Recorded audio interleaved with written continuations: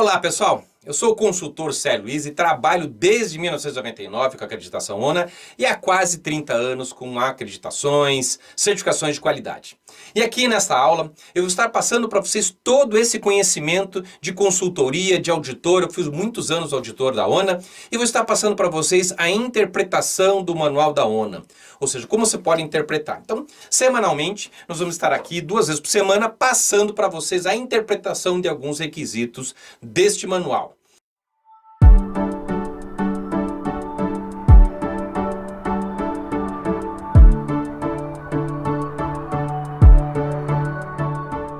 Então vamos falar sobre a interpretação do Manual da Acreditação ONA. Basicamente, pessoal, principalmente aí na subseção 1, liderança organizacional. Hoje nós vamos falar sobre os 3 primeiros requisitos.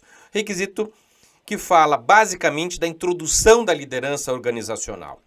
Primeiro requisito, pessoal, identidade organizacional e dissemina as partes interessadas. O manual ainda fala sobre missão, visão, valor, fala sobre liderança, fala sobre a visão sistêmica desse processo. Então, que basicamente trata-se esse requisito.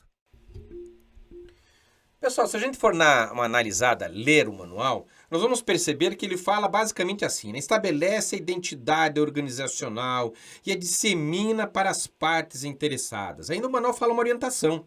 Propósito da existência de uma organização prestadora de serviços de saúde baseada na definição de missão, visão e valores, com envolvimento da liderança e um olhar sistêmico.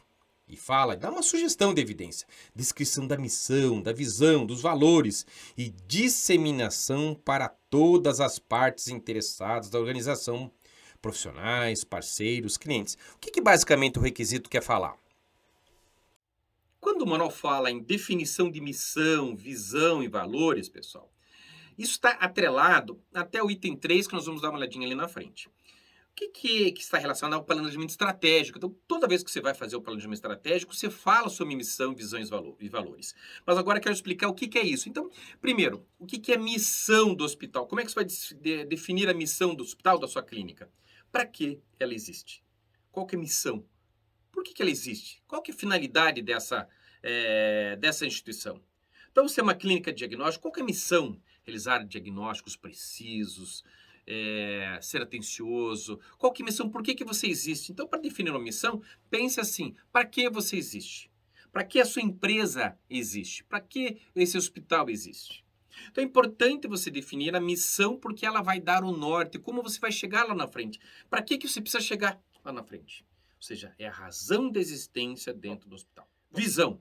O que é visão da instituição? O que é visão da organização? Para onde eu quero chegar? Aonde eu quero chegar daqui a uns anos?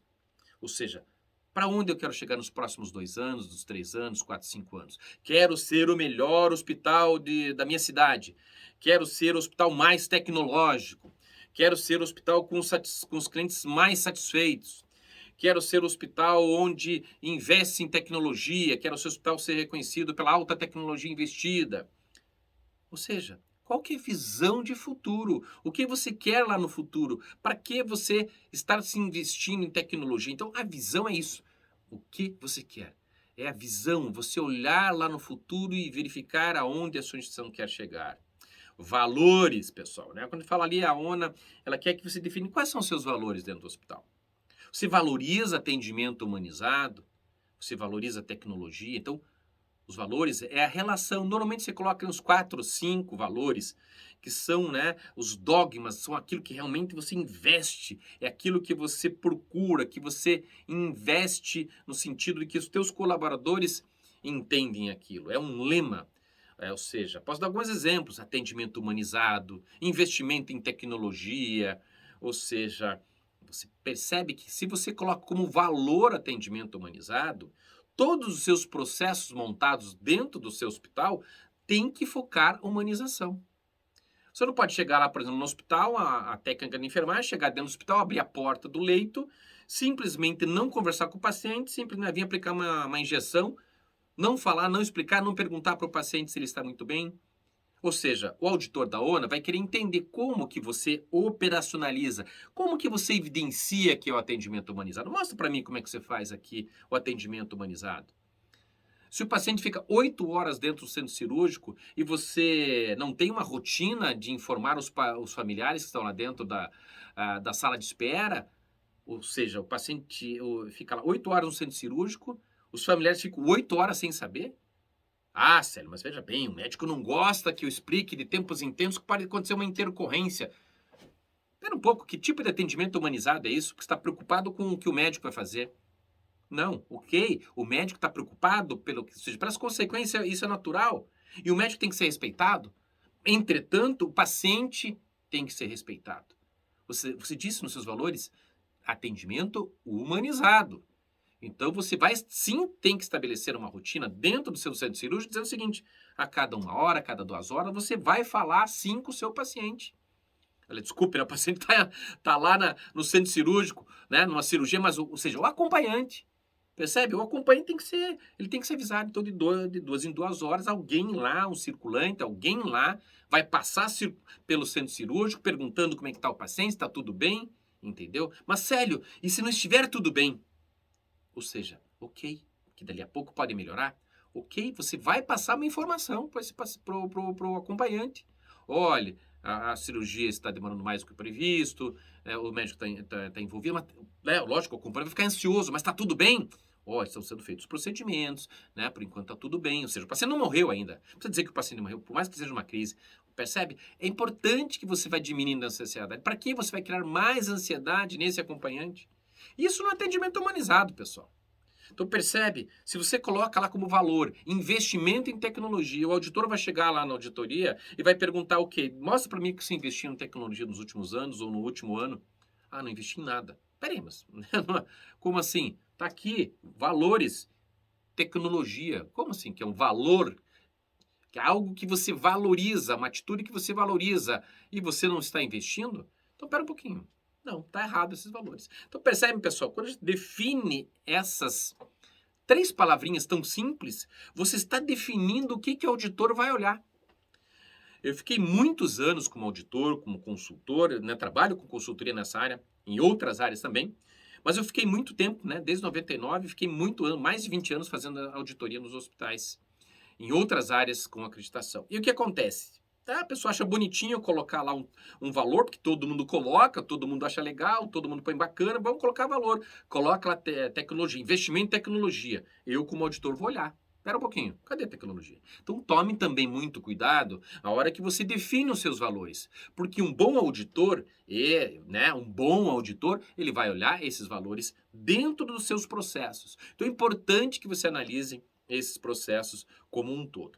É importante a gente analisar esses requisitos do padrão. Então, definição, pessoal, de requisito de padrão, né, é justamente isso que está falando aí dentro do manual. Ou seja, quando ele fala nessa definição disso, não é simplesmente uma palavra jogada ao vento. Ou seja, há implicações. Então, tome cuidado na hora que você coloca nesse sentido. Ah, Célia, mas aqui na minha clínica, no meu hospital, o auditor nunca fez essa correlação. Bom, aí é uma culpa desse auditor, que é um mau auditor. Porque um bom auditor, e aqui no nosso canal eu vou sempre falar o gold standard da acreditação, independente se o auditor é fraco, se o processo é fraco, eu vou estar passando para vocês o gold standard, aquilo que é o top de linha, que você pode aplicar dentro dos seus processos. E situações mais complementares, eu vou estar divulgando no meu curso específico, que aí detalha um pouquinho mais, a gente vai dando mais macetes para vocês. Aqui eu vou estar passando esse critério bem geral para vocês entenderem. Ok, pessoal? Esse foi o nosso requisito número 1. Vamos para o requisito número 2. O requisito número 2, né, como eu coloquei para vocês, ele fala sobre o perfil epidemiológico. Se a gente for ler no manual, vai estar falando assim: identifica o perfil epidemiológico, as necessidades da população atendida para planejar o modelo assistencial. Ainda fala, né, alguma orientação. O perfil epidemiológico servirá para guiar as estratégias e os protocolos assistenciais. Percebam? Irá, né, orientar a estratégia dos protocolos assistenciais através do quê? Do levantamento e acompanhamento do volume da demanda dos clientes e pacientes, considerando que a sazonalidade e outras influências pertinentes, definição da metodologia adotada pela organização no modelo assistencial, por exemplo, definição de processos assistenciais estratégicos, linha de cuidado, baseado em protocolos clínicos gerenciados, que eu vou estar falando para vocês, modelo de governança, utiliza o perfil epidemiológico para análise das demandas e das necessidades de clientes atendidos, para definir o modelo assistencial e demonstrar a sua efetividade. Ainda, ele sugere o que como na evidência? Relatório com levantamento e acompanhamento do perfil epidemiológico. Bom, pessoal, o que é, então, o perfil epidemiológico? O perfil epidemiológico, você vai fazer uma pesquisa, é uma estatística no seu banco de dados. Ou seja, você vai elaborar algumas perguntas, por exemplo, idade, sexo, cidade, plano de saúde, entendeu? Aí você vai, dependendo do tipo do hospital, da especialidade, você pode perguntar mais algumas informações que são interessantes para o teu perfil. Ou seja, se você, por exemplo, é um perfil de um hospital oftalmológico, percebe que o perfil do seu público tende a ser um perfil diferente, porque a tendência desse hospital é que seja frequentado, por exemplo, um paciente que vai fazer uma cirurgia de fasectomia, vulgarmente chamado, né? A fasectomia é chamada catarata. Então, é natural que talvez o perfil desse paciente, epidemiológico desse paciente, seja um paciente mais idoso. Então, eu preciso ver qual é a epidemiologia, quais são os tipos de pacientes que tem dentro desse hospital. O exemplo, se eu tenho um perfil pediátrico, é natural que toda a minha estrutura dentro do hospital vai ser voltada para esse público. Percebe que então, o perfil vai determinar as estratégias dentro do hospital.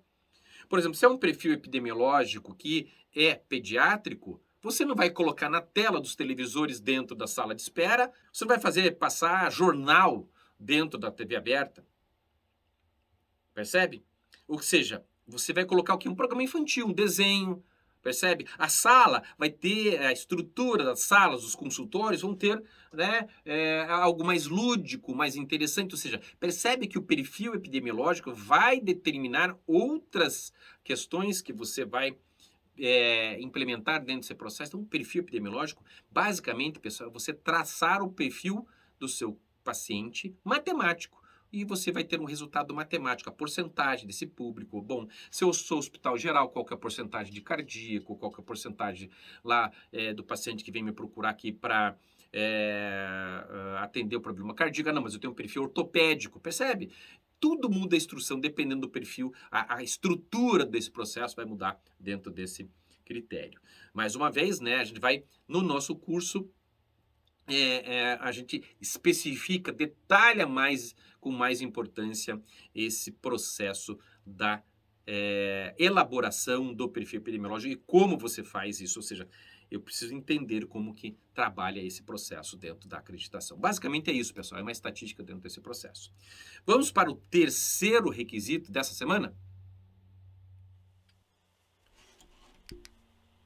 O terceiro requisito dessa semana, pessoal, fala basicamente o seguinte: estabelece e implanta o planejamento estratégico, considerando as necessidades de novos negócios, as partes interessadas, disseminando a toda a organização.